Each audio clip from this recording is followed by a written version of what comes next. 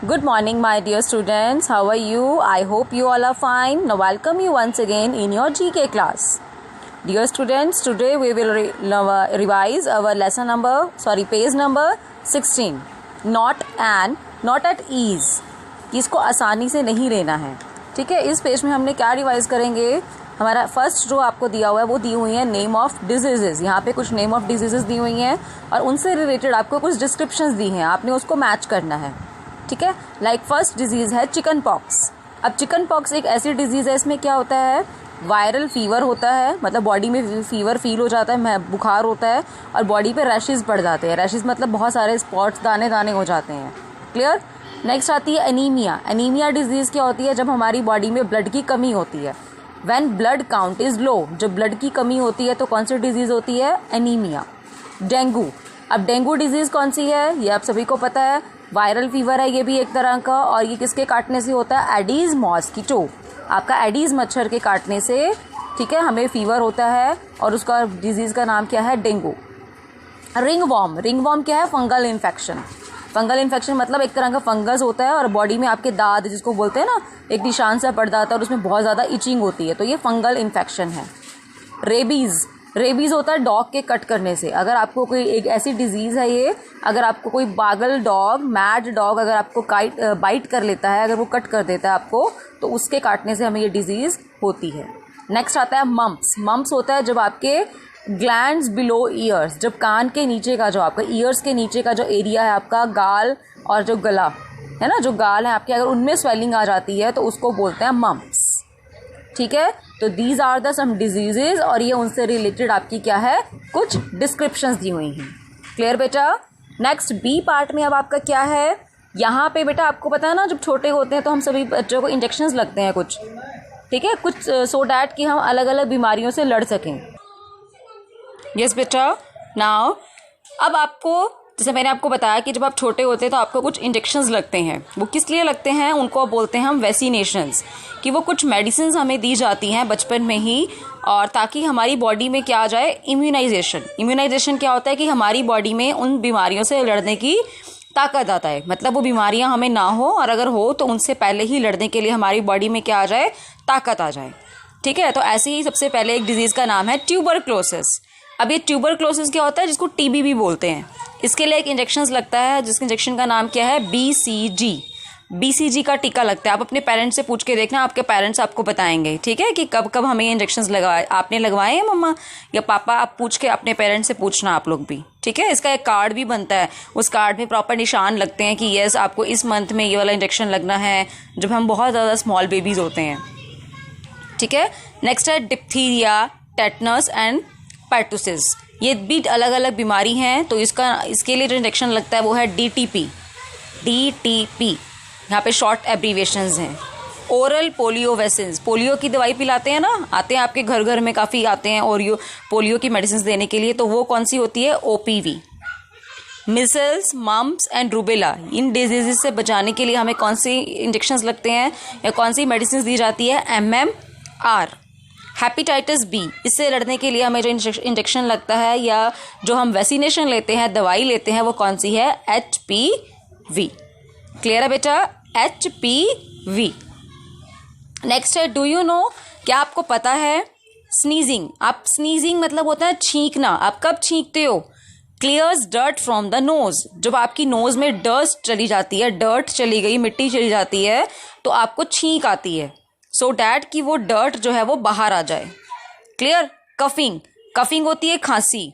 Clears the mucus from the throat. खांसी से क्या होता है कि जब हमारे गले में जब हम खांसते हैं तो अगर कोई धूल मिट्टी या डस्ट पार्टिकल्स हमारे गले में चले गए तो वो बाहर निकल आते हैं. यॉनिंग. यॉनिंग यानी कि जब हम उबासी लेते हैं तो उससे क्या होता है, brings more oxygen to the lungs. कई बार हमारी बॉडी में अगर ऑक्सीजन की कमी फील करते हैं तो ये जब हम यॉनिंग करते हैं, हम लंबा सा हम मुंह खोलते हैं, उससे क्या होता है कि एक्स्ट्रा ऑक्सीजन हमारी बॉडी के अंदर जाती है. नेक्स्ट आता है शिवरिंग. शिवरिंग करने से, कांपने से क्या होता है, जब हम कांपते हैं या अपने हाथों को मलते हैं तो उससे क्या होता है, हमारी बॉडी में वार्मथ आती है, हमारी बॉडी को गर्मी मिलती है. क्लियर हो गया बेटा. ये हो गया आपका page number 16. Now we will do the page number 17. It is about the space territory. अब ये हमारे स्पेस के बारे में है. अब यहाँ पे आप एक पिक्चर देख रहे हो, यहाँ पे क्या दिया हुआ है, एक सोलर सिस्टम की पिक्चर दी हुई है ना. Here is the sun and here are our planets. तो कहता है how many planets are there in solar system. अब कितने प्लैनेट्स हैं सोलर सिस्टम में, काउंट करते हैं. 1 2 3 4 5 6 7 8. How many planets are there, 8 planets.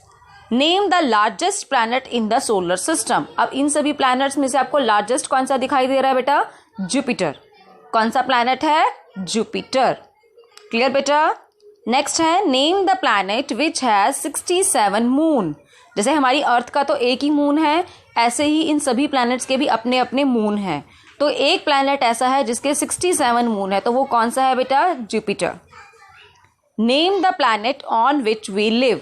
एक प्लैनेट का नेम बताइए जिस पे आप रहते हो. कौन से प्लैनेट पे आप रहते हो बेटा, yes it is earth.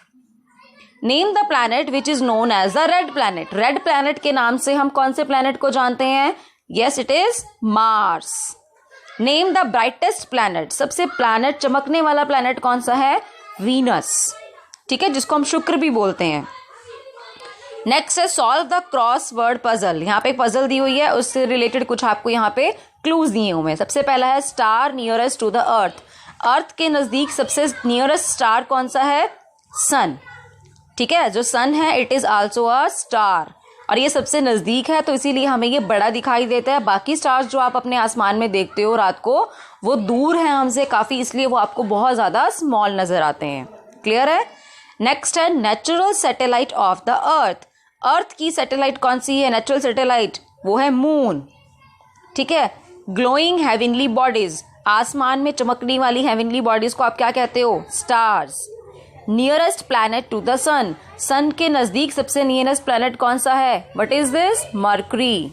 Which planet is this, Mercury. Full moon day को आप क्या कहते हो, पूर्णिमा. ठीक है, पूर्णिमा. फुल मून डे को हम क्या कहते हैं बेटा, पूर्णिमा. आई थिंक अब आपको ये दोनों पिक्चर्स क्लियर, दोनों पेजेस क्लियर हो गए होंगे. नेक्स्ट आता है पेज नंबर 19. अब इसमें क्या है, नो हंटिंग प्लीज.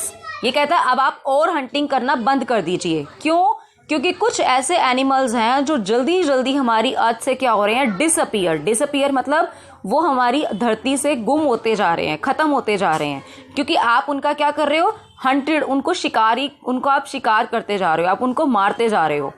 ठीक है, तो इसलिए इन एनिमल्स को प्रोटेक्ट करना है हमें बाय लॉज, कुछ ना कुछ लॉज बना करके, या उनका शिकार ना करके. ठीक है, तो उनमें से कुछ की पिक्चर आपको यहाँ पे दी हुई है. यस बेटा. तो देखो सबसे पहले एक पिक्चर किसकी दी हुई है, बहुत इजी है, ये तो आपको सभी को पता ही है, सभी जानते हो ये एनिमल कौन सा है, टाइगर.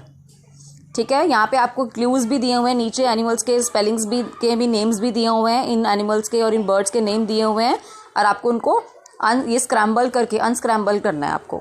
ठीक है, जंबल करके दिए हुए हैं, इनको आपको सीधा करके लिखना है. तो first one is tiger, second one is spoonbill, third one is elephant, ये आगे आपका हॉर्न बिल. फिर आता है leopard, yak, deer, python and peafowl. ठीक है, यानी कि मोर, पी फॉल. पीकॉक होता है मोरनी, ठीक है ना, एक मोर और एक मोरनी होता है, तो ये पी फॉल है. क्लियर हो गया. पीकॉक होता है मोर और मोरनी होती है पी फॉल. क्लियर हो गया. तो these are the some animals और द बर्ड्स जो कि कैसे हो रहे हैं, डिसअपियरिंग होते जा रहे हैं, हमारी धरती से खत्म होते जा रहे हैं. तो इसलिए इन एनिमल्स को बचाना, हमें उनको प्रोटेक्ट करना जरूरी है. तो क्लियर हो गया बेटा. So this is all for today. अगर आपको कुछ भी क्लियर नहीं हुआ है, so you can ask me any time. Thank you my dear kids.